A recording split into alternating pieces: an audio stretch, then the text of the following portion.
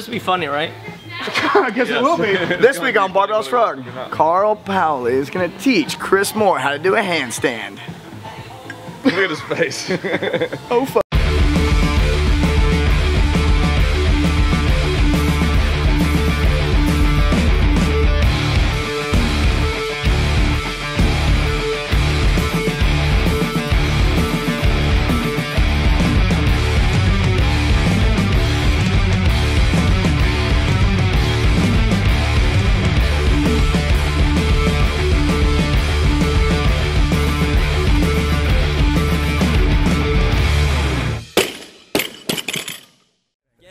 Get it. Do you guys pump it up with music first?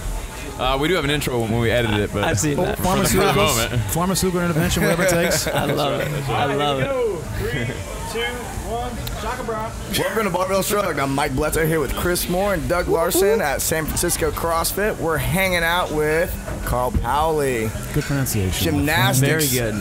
He's known as the gymnastics dude in CrossFit. One of the gymnastics dudes. One of the gymnastics. It's funny, you know, everyone knows me as the gymnastics guy when I actually don't even care about gymnastics that much anymore. Oh, yeah? I know, it's funny, but have you transcended the gymnastics? No, I mean, I did gymnastics growing up, and I used gymnastics as an excuse to talk about certain things in the world of strength and conditioning, but the world of artistic gymnastics, as you see it in competition, is no longer there, and the stuff that we do in the world of CrossFit or strength and conditioning, gymnastics-wise, doesn't even look like gymnastics, so I pay very little attention to gymnastics, but it's cool. It's a good term to have, at least. People say it's calisthenics or something like that. I hate that word. I hear calisthenics, I think like jumping jacks and maybe push-ups, and that's about High it. school Nothing gym class fancy. I know, it goes back to that PE time, and you're just like, oh, that's boring. But if you go online and you actually Google calisthenics right now, you get all those bar stars guys that are in the park doing crazy stuff. Oh, like those Russian guys who do crazy shit, and the guys like in Brooklyn who do the crazy things. Yes. The bartenders. So that calisthenics looks pretty badass to me, but I hear calisthenics too, and I think like punishment. I know. It's Gymnastics kind of boring, sounds so right? cool. Calisthenics sounds like I got So in I guess trouble. you're on to something new then, new and sexy. It is definitely It's a new sexy. space. Like it's not what you knew to be gymnastics. It's not like what you did in gym class. It's a new thing that applies to your life. It means something for you and helps you be better at everything you do. No doubt, no doubt. I think, you know, when I quit gymnastics, the big thing was this is how you do it, period. There's this straight line you just follow. This is the plan. And they had the solution. This is how you do it. And when I quit gymnastics because, well, I injured myself a little bit as well, but... You competed in Spain. I competed in Spain, that's true. The slight accent is probably effective with the ladies. There you go. A little slight accent works well. It's worked sometimes. Sometimes they think I'm just dumb. It happens. Handsome dumb, that's to your advantage. There you go. Yeah. There you go. That's what I'm trying to read up. That's right. They think they're taking advantage of you. Yes, they well probably do. Yeah, I got this guy.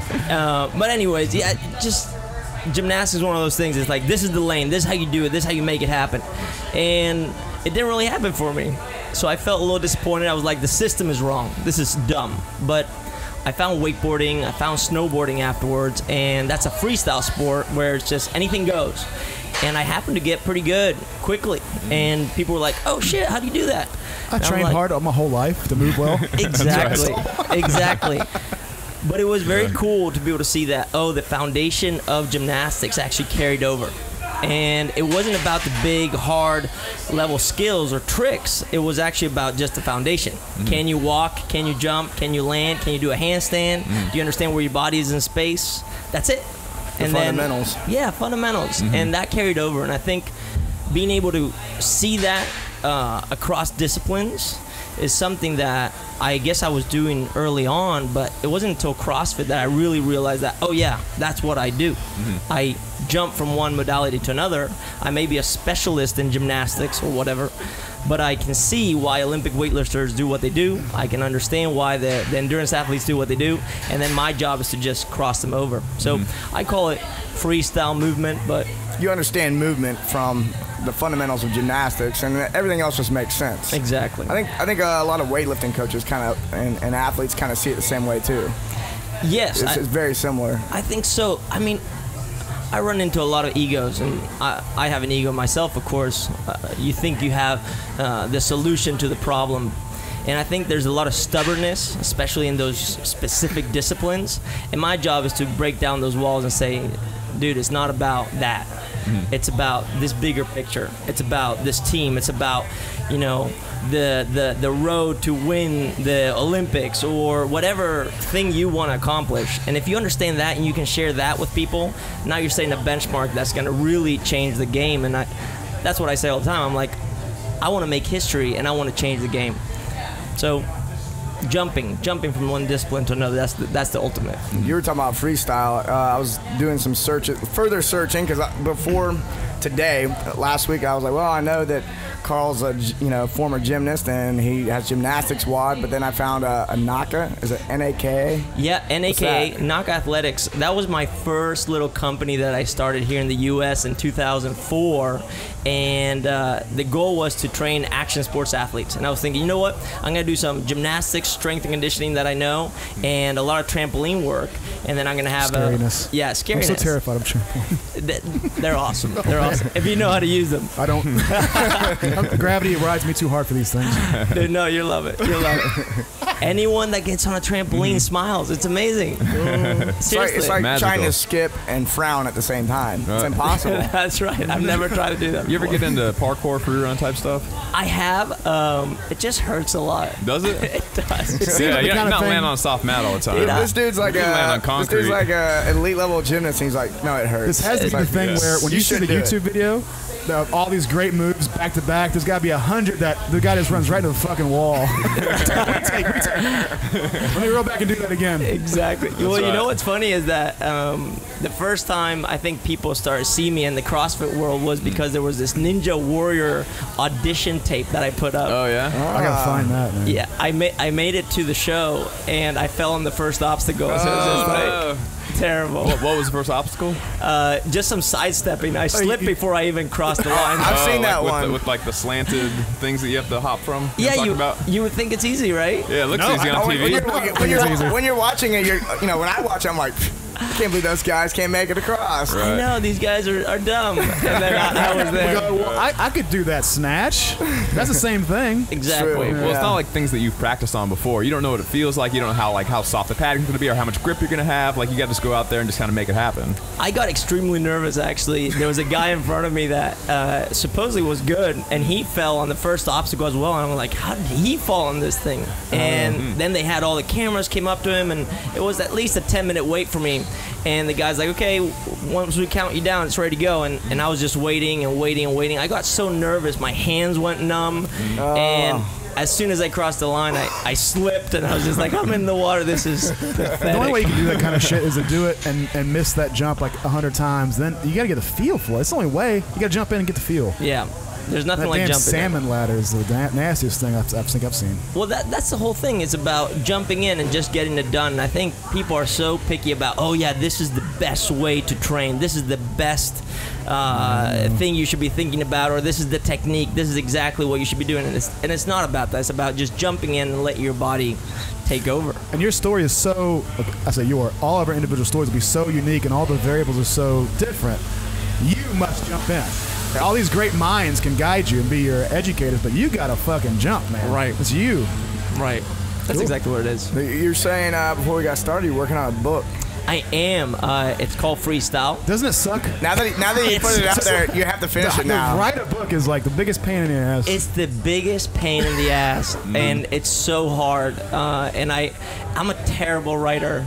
But as you said, if I just write like I speak, hopefully it will come out nice. I want to find yourself. I think if you just present what you are now on the page, then it has to be good. I think, like me, you probably just bust your own balls about the writing. People probably fucking love the writing. Maybe they do. That's what's bad about being a writer is that you say to yourself, like every word I've ever put on a page, I go, this fucking sucks. This is stupid.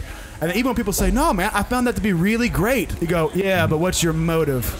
What do you want from me? You would just give me kindness. Well, I think one of the things that is going to make it successful is that I have an awesome co-author. His name is Tony Sherbandi. He's a former, well, he's done a lot of things. He's an engineer, and he's done capoeira, and he's a neuroscientist and PhD, freaking smart guy. Oh, shit. And Renaissance man. Yeah, so very smart guy. And what he's done is he hasn't really helped me write it. He's helped me organize ideas, and he's asked the hard questions. He's like, people are going to ask you this.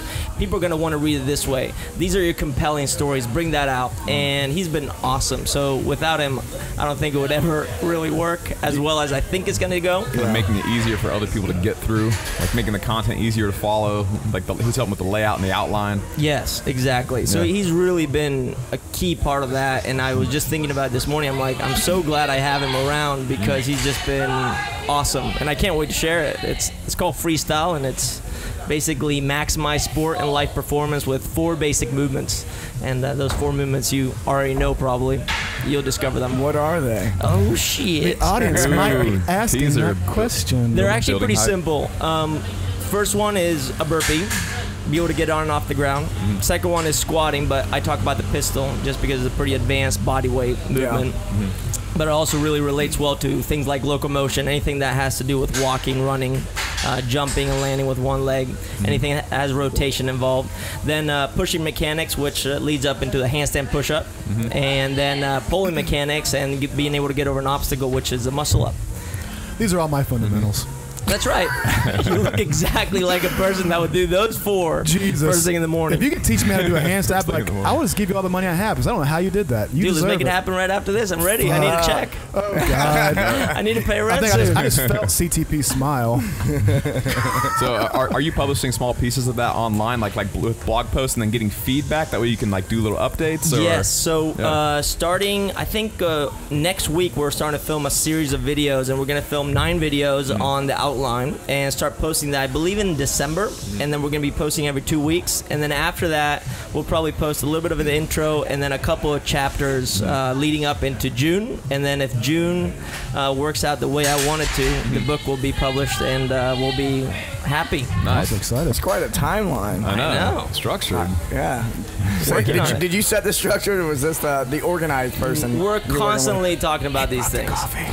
He did. He did bring that. Ivan, we love you. This guy falls through.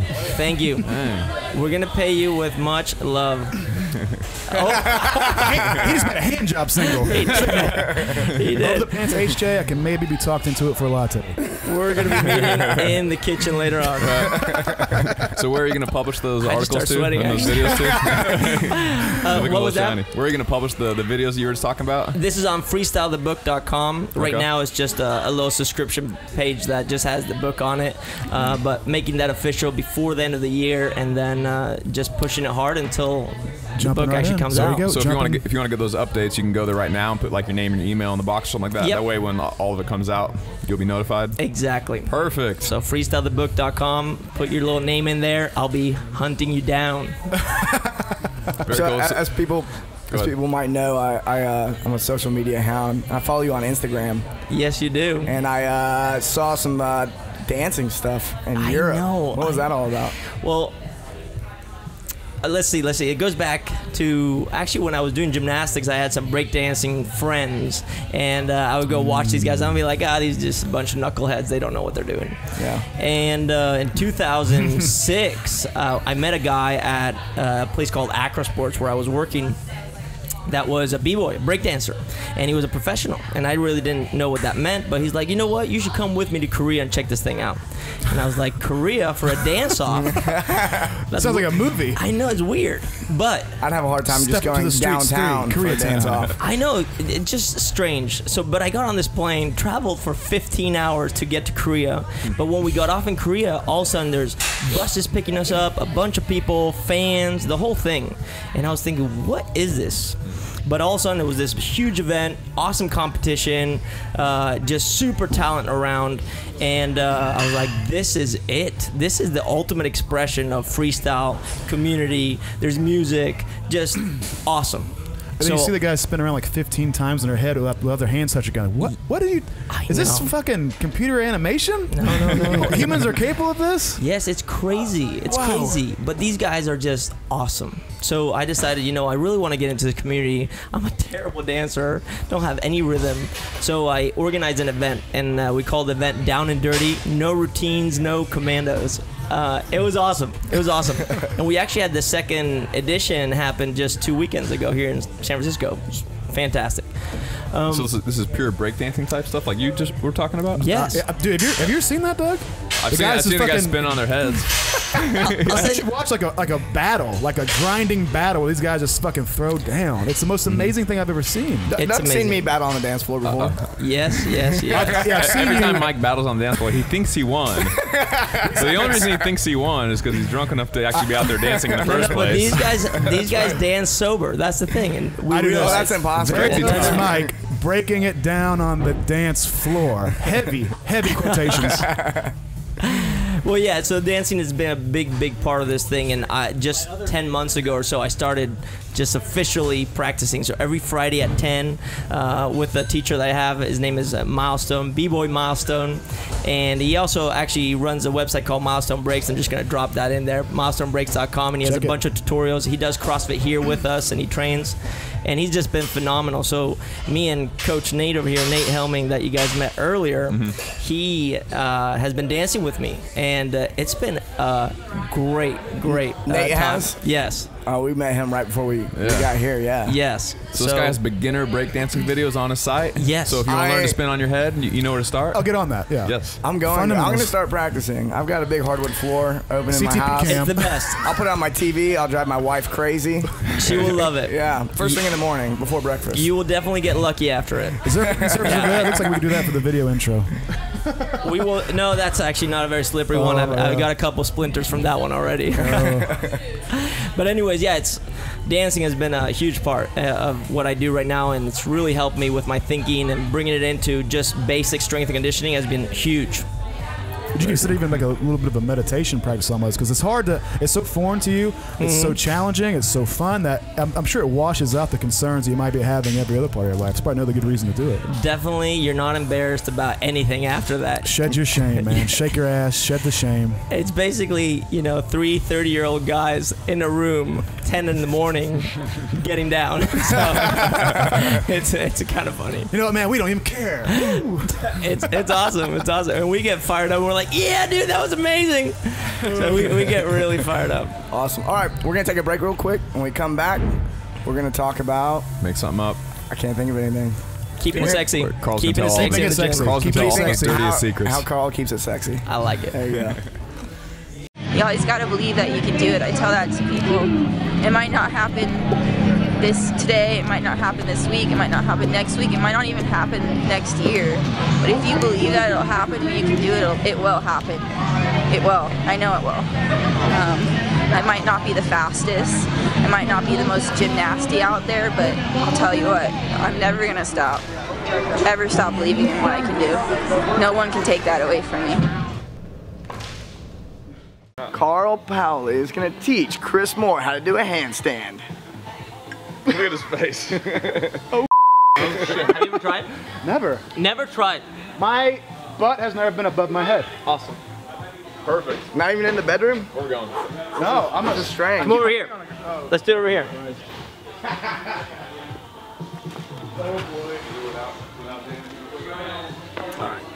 Have you ever done like a wall climb or anything like that? I stay away from walls. Perfect. Just do this. Try to climb up this wall like this. Can you do that? Yeah. Try that. See what happens. Oh. Yeah? Hold my wedding ring. Hold it. That's gonna hold me back. Like it Just doesn't hands like. here. Put your feet on the Just wall. don't kick the plug out of the wall. That'd be good. There you go. Handstand. Nice. How far can you walk yourself in? Keep it going, Chris. There. And stop right there. That's perfect. And now walk yourself out. Hey, this is weird. Not bad. Now walk yourself out. Walk your hands out. There you That go. core Walk your tight. feet down. There you go. Strong beast. How was that? Wait for 300 pounds too, man. Not bad, right? How did that feel? Sexy. That is a handstand already. You know that, right? You gotta start working I love it. He did 3 steps. He's sweating already. Look at his face though. Like, It's amazing. He's so happy. Dude, that's amazing. Let's try the next level. Hold it there. Oh, you gotta do more. Did you get a picture of that? Did you get a picture of that? I'm not. I can get you in the handstand. I got you right afterwards. We'll get one here. Oh, we're coming back? Right here. Perfect. Snatch, wait, handstands, what? I know, you got it. Just put your hands here. Put your feet up here. I'll just hold the box. Hit it. Hands down there. Put your feet up on the box. Yeah, feet up on the box. Yeah, you got it. There you go. Now walk your hands in close. There you go.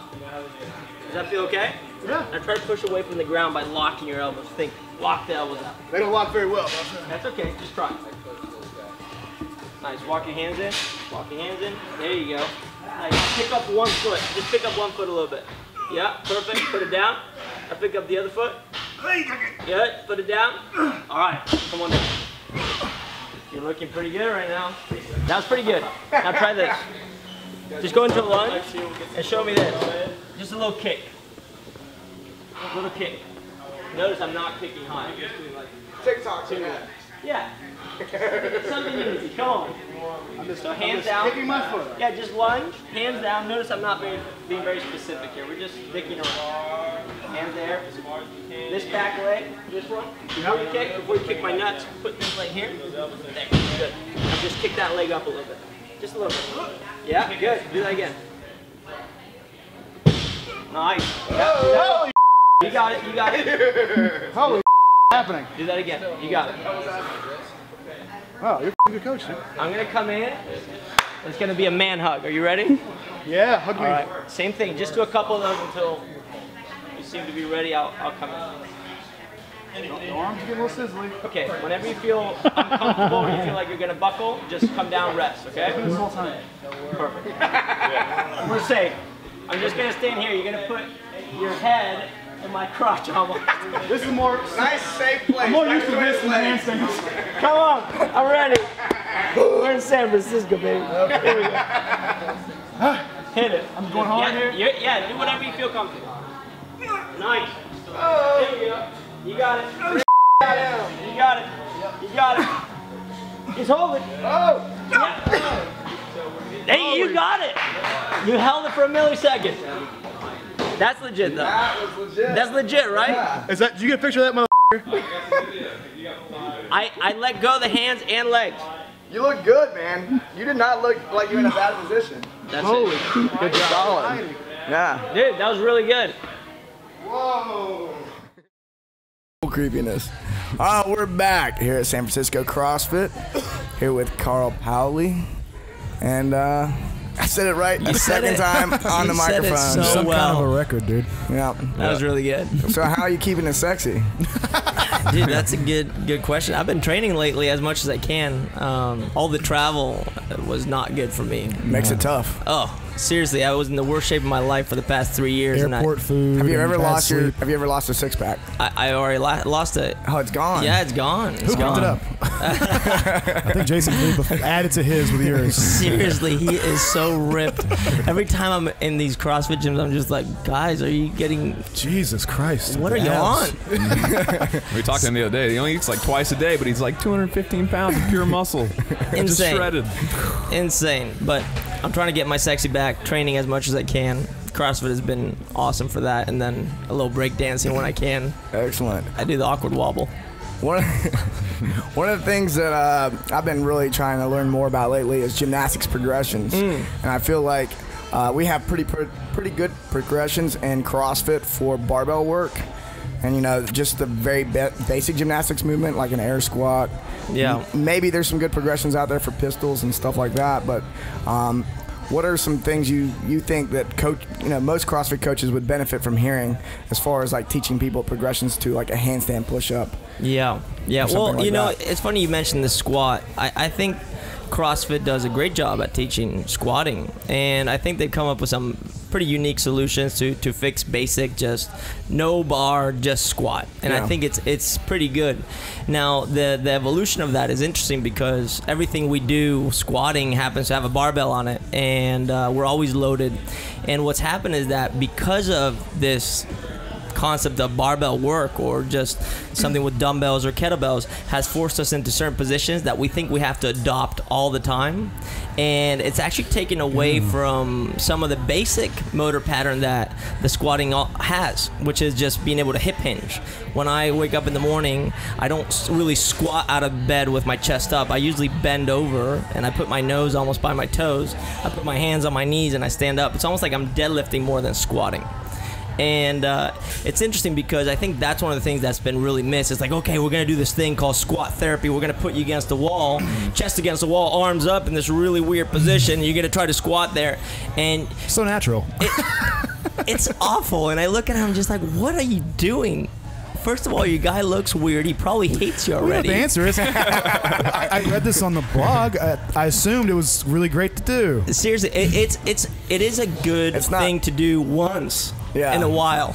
Well, it's probably not bad if you're trying to teach people barbell stuff, but you're talking about more natural movement. Exactly. Like, what does it look like when you get up in the morning? And I was thinking about this because of my dad, and I was like, yeah, my dad and my mom, they need to squat, and my mom's like, I have really bad hip pain, and you know, she does yoga and stuff, and she feels pretty good, but they're scared of getting into CrossFit.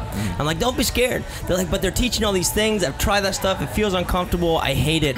CrossFit is dumb. Basically, that's what they're saying. And you know, it was as simple as just telling my dad, hey, can you bend over and touch your toes? And he's like, oh, no, I'm too stiff. I'm like, hey, you can bend your legs. No one tells you that you can't bend your legs when you bend over.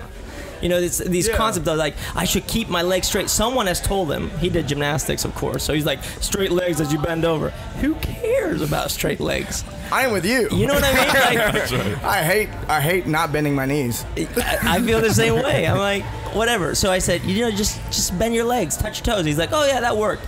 And it's funny because as he does that, his background, and if someone in the strength and conditioning community saw that in the room here as we're working, they'd be like, hey, no, rounded back is bad. Don't do that.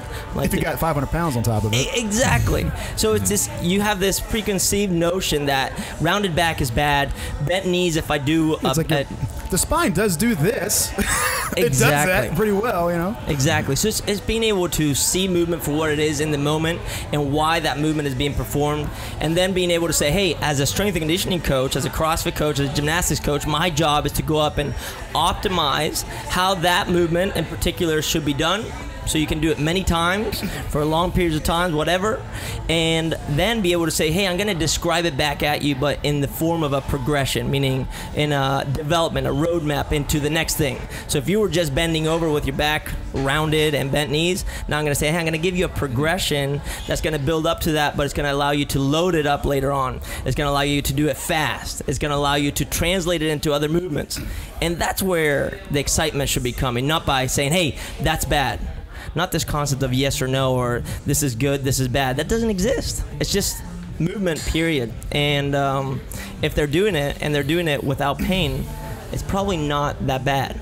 Could we optimize it? For sure. And that's where you just have to know a little bit more about the human body, like biomechanics and all these things that no one really cares about. But but you're not saying someone to pick up like 500 pounds off the ground with a rounded back. No, okay. That's obvious. And as human beings, it's obvious to you. Exactly. Well, somebody that's like, he is recommending something I don't believe in. Totally. Well, bring the haters. I'm down with them. I love them, actually. I gotta learn to love them. He's still working on it. I hate their guts. Don't worry. They're just a little scared. You hate me? Fuck you. So I feel like I've heard you say this before, where you try to get people during your progressions to get like 80% the way there, and then kick them up to the next notch. And then 80% the way there, and then kick them up to the next notch. Right. That way, when they go back and start over at the beginning of the progression again, now they can get 100% there without getting discouraged that they're never going to get to that next level. Exactly. So it's I call it the 60% rule. If you're 60% there, move on. 60% there, move on. But then every time you come in, you need to start from the beginning. So every time you go, you should start from the beginning of that progression. It doesn't matter how advanced you are. Warm up with the basics. That's what I'm talking about. Yeah. It's like if you're an Olympic weightlifter and you snatch 100 kilos, you're not going to come in the next day and just snatch 100 kilos. You go warm up, grab the barbell, do some movements, and then you build up to your 100 kilo, whatever it is, the purpose of the day. So maybe do some ring rows before you climb a rope. Something like basic. That. Yeah. Basic. The strongest guys in the world, what do they start with? A bunch of reps with an empty barbell. The guy who squats 1,000 pounds does that. Right. I have to explain that a lot. people were like, they walk in the gym, put the bar in, start throwing 45s on. What are you doing? Right. Chris over here, who has squatted like 1,000 pounds, this dude warms up with the barbell. Right. Well, I warm up with a lot of emotional instability and crying at first. I go, why do I do this still? I go, well, I guess I feel in the mood now. And I play some love music. I go, yeah, life's worth living. And then I warm up. Yeah. Exactly. I feel the same way. What are some progressions you'd like to see in CrossFit in regard to maybe more advanced gymnastic stuff, and maybe what you'd like to see in the sport? I think it's naturally evolving. I talk about this all the time. There's 3 types of progression. There's a natural progression, just happens over time. So, for example, if I ask you to do a pull-up from hanging with your arms straight to getting your chin over the bar, and then I say, okay, we're going to do 100 repetitions, and I need you to finish within the next 10 minutes, your body's going to naturally adapt into this kipping motion. That's why kipping kind of is okay, right? It's just a natural adaptation, and it's a natural progression. Then as a coach, I can go back and look at this natural progression and be like, oh, I see the steps and the movements that you did to accomplish that, so I can now teach that.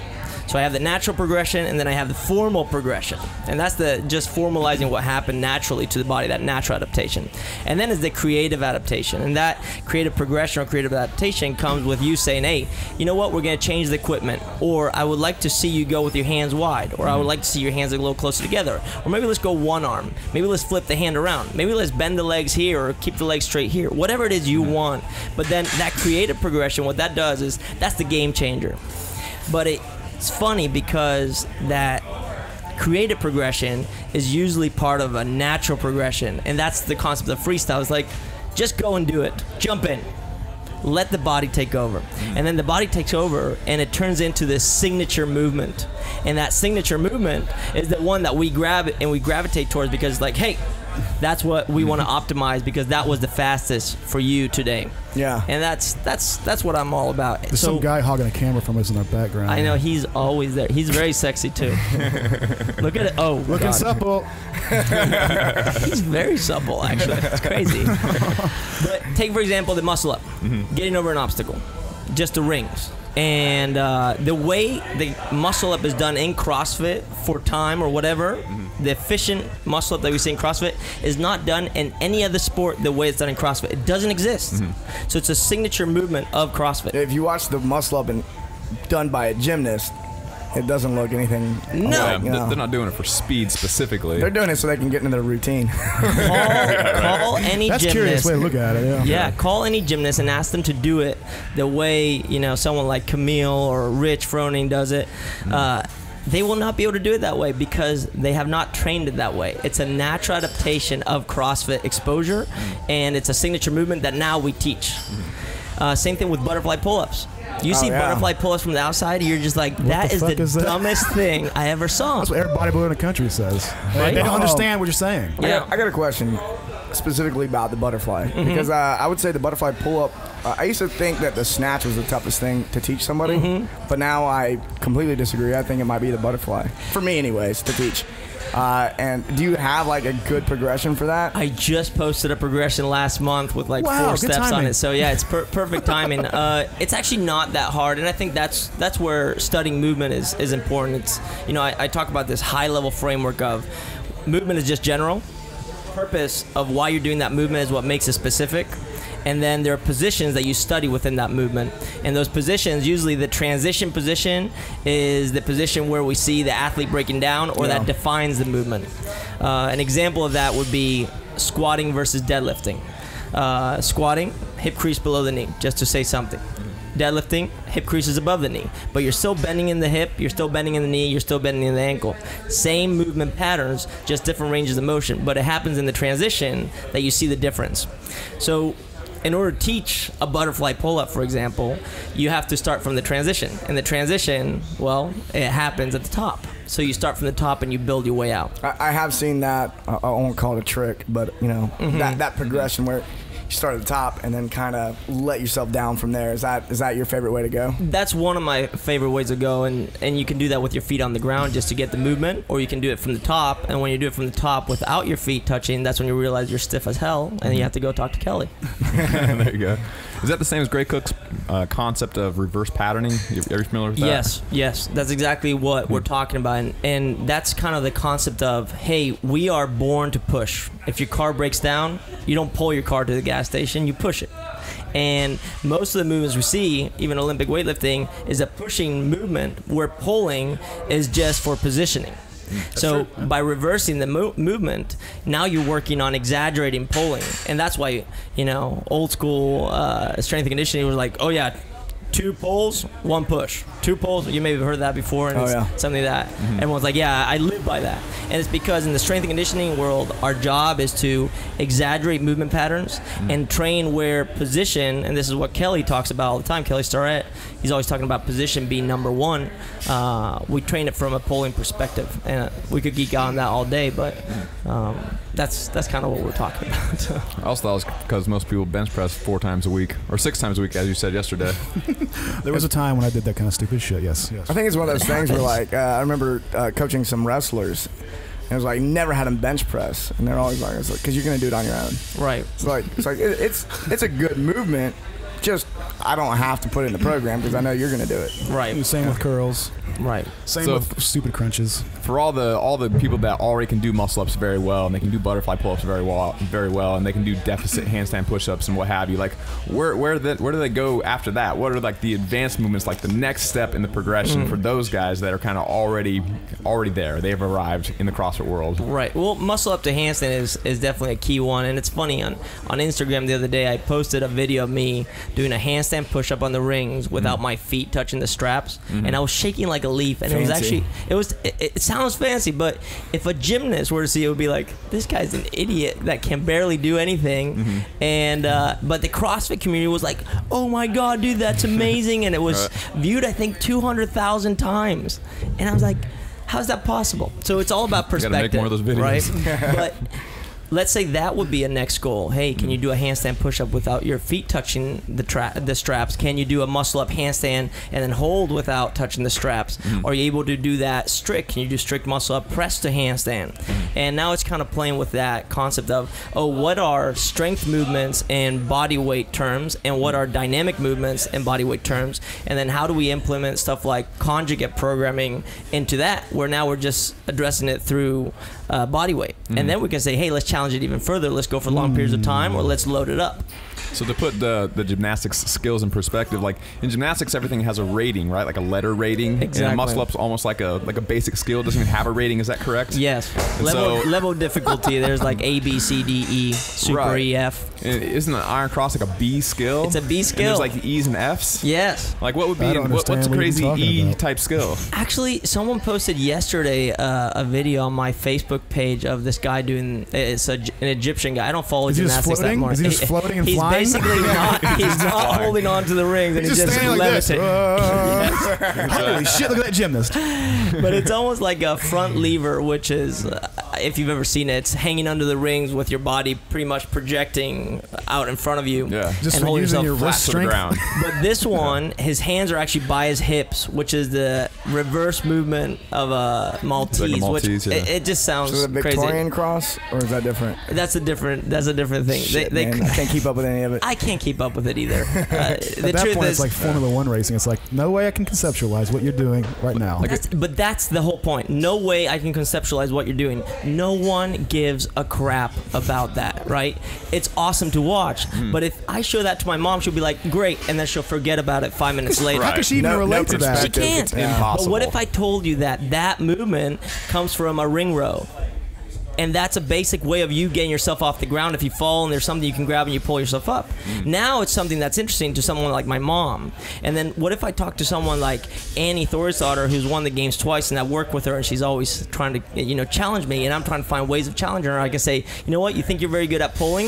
Let's challenge you in this motion of pulling, and you'll see where you're breaking. And let's take whatever broke there and apply it to your pull-up, and now we'll make you even more solid. And I think that's being able to see movement as a continuum, because the truth is no one cares about very specific sport stuff that seems intangible and impossible for people to achieve.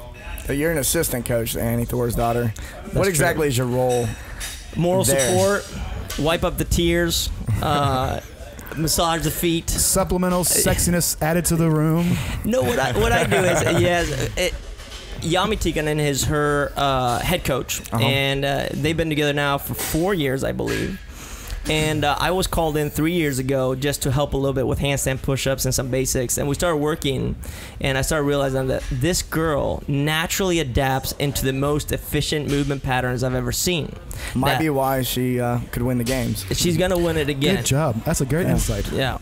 But this girl needs training the same way all these other girls need training, but we're going to take advantage of this natural ability that she has to create these very efficient movement patterns, and from there create signatures that she can apply to the CrossFit Games and kill it. So my job is to say, hey, I like what you're training. I just want you to look at it a little bigger. I like where you're training. I like to look at it a little bigger. I like how you're programming. This is how we address strength. This is how we address dynamic movement for speed and application of this movement. And I think that's where I come in as an assistant. I'm just helping guide. Very cool. Yeah. In regard to getting better at gymnastics and adding, so when you think about adding strength with a barbell, you think about adding weight. When you're thinking about gymnastics, a lot of times people think about adding reps. Right. What's your perspective on that? Well, strength, this is kind of like the discussion about what is intensity. And who knows, right? But with a barbell, it's very simple. It's like you add another pound, another kilo, you know you got better. Right. In gymnastics, once you hit 20 reps, who wants to go more than 20 reps? That's boring. Not me. I don't want to go longer than 10 seconds on anything. Me neither. Me neither. I think it's boring. So it's about saying, okay, let's set a standard that forces you to have to work harder to achieve the movement, and that can be simply changing how you're grabbing the bar, or it can be something like, I think they do that at the CrossFit Gymnastics certification. I haven't been there yet, but I think they do a lot of very slow movement patterns, like it's Cirque du Soleil, trying to showcase strength. And what they're doing is showing that every millimeter of the movement has control. And this is something that's very artistic gymnastics driven. So that's another way of showcasing strength. But then if you can't take that slow movement and add speed to it, because that's life, right? yeah, you're not that strong. And the truth is, there are a lot of gymnasts that are very high level that I personally know that you think are very strong, but then you put them in other scenarios and you're like, oh, you're like a little leaf, like just me. Yeah. Well, that's what makes really good weightlifters really good weightlifters, because when you have 500 pounds across your chest and you dip and drive really fast, you don't get pushed around by the weight. You push back into the weight. It's the same thing. Like at high speeds, I'm still forceful and in position. That's why, Ilya jerks 550 pounds over his head, or whatever it is. So you're saying once you get to about 20 reps, then you make the progression more difficult. Yeah, and I don't know if it's 20 or 5. Everyone's talking about prerequisite strength, and you should be able to do 5 before you do kipping. That's bullshit. That doesn't exist. Arbitrary. Yeah. Because I know a lot of people that do a lot of kipping pull-ups can't do one pull-up strict and are still fine. Is that a good thing? Can I make them better by increasing their strength? For sure. And that's something I discuss all the time, but it's this preconceived notion, once again, that you need to be number strong in order to be movement strong. It's not the same thing. Speechless. Wow, man. That's a new fucking perspective. That's a different perspective than what you're hearing from most coaches. I think everybody in the audience cool. also went, whoa, dude. Well, it pisses me off, to be honest with you, because when I was a gymnast, they told me this is how you should be doing it. And I didn't make it. Maybe I wasn't that talented. Who knows? But I felt like the system was broken. And You're even so punk rock, dude. I know. So fucking punk rock. I know. Man, get your leather jacket, man. I know. But it's true. And I was, I've been watching some advanced gymnasts lately, and I hear the coaches telling them, "Hey, change this," and they're like, "Coach, I'm trying." And the truth is, it comes from they can't even run.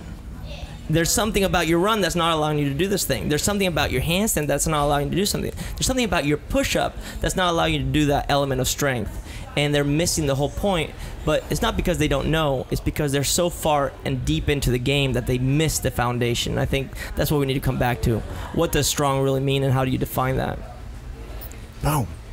So for an advanced athlete that has some, you can see there's some type of movement issue or there's some type of weakness, and they break down on said movement more than other movements. How do you dig in and find out what the real problem is, like the weakest link in the chain? Well, it's like anything. If you're, a scientist is always testing different things, and you make all these errors and mistakes, and it comes down to just experimenting, trial and error. But after testing with a lot of people, which I've done, and I know a lot of strength and conditioning has done as well, you discover that there's certain universal truths. You're like, oh yeah, the spine has to be stable. In order for the spine to be stable, I need to have my pelvis neutral. I don't even know what pelvis neutral is because I can't really see it because I don't have x-ray vision, but I know you have to squeeze your butt. If you squeeze your butt, now you're going to have a more neutral pelvis, which means a little bit of a hip extension. Once you have hip extension, now we can stack up the spine. Once so it's like, it's really boring. What were you talking? But that's what I'm talking about. It's like, you don't care. Tinker. And here's one of the things I say, look, it's simple. If it looks good, it's probably good. Right? Simple. Yeah. It's sexy. You want it to be sexy. The second thing is you want it to be mechanically sound. I don't know what that really means all the time, but can you do it pain-free? Discomfort, it's good. Pain, bad. And then does it match a rule of a game or a standard of a sport? And those are things that we can play with a lot. It's like CrossFit. It says go from under the bar to over the bar when you do your pull-up. Now do it as fast as you can. It eventually turns into butterfly pull-up. If that butterfly pull-up looks shitty, it's probably shitty. Now let's fix it. Let's try to make it look good. It's intuition.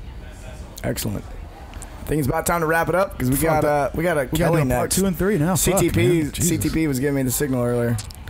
We gotta go. Good. Thank you for having me, guys. This has been awesome. Fantastic. You bet. Yeah. Thank you. One more time, what was the name of the book you're coming out with soon, and where can we find out more information? The book is called Freestyle: Maximize Sport and Life Performance, 4 Basic Movements, and the website is freestylethebook.com. You can subscribe there. Within the next 2 months, we'll be posting some videos, and then there'll be some intro and chapters coming. Excellent. Okay. And make sure to go ahead. I was gonna say, do you have anyone you want to thank or any sponsors or anything like that? Well, definitely Nutriforce Sport helping me out all the time. Reebok has been supporting me all this time as well. They've been awesome. And my co-author Tony Sherbandi is amazing. My business partner Wyatt Wong, and the girl that makes it happen is my future wife Tanya White. Very cool. There you go. Yeah. All right, guys. Make sure to hit up barbellshrug.com, sign up for the newsletter so we can send you updates that we will not mention here. Later. Thanks, Carl. Thank you. Awesome, guys. Thank you very much. Really good, dude. Was that good? Yeah, awesome. man. Thank you. Perfect. Thank you so much. I really appreciate it. Thank you. You bet, man. Good times. Appreciate it. Yeah, thank you. I love it.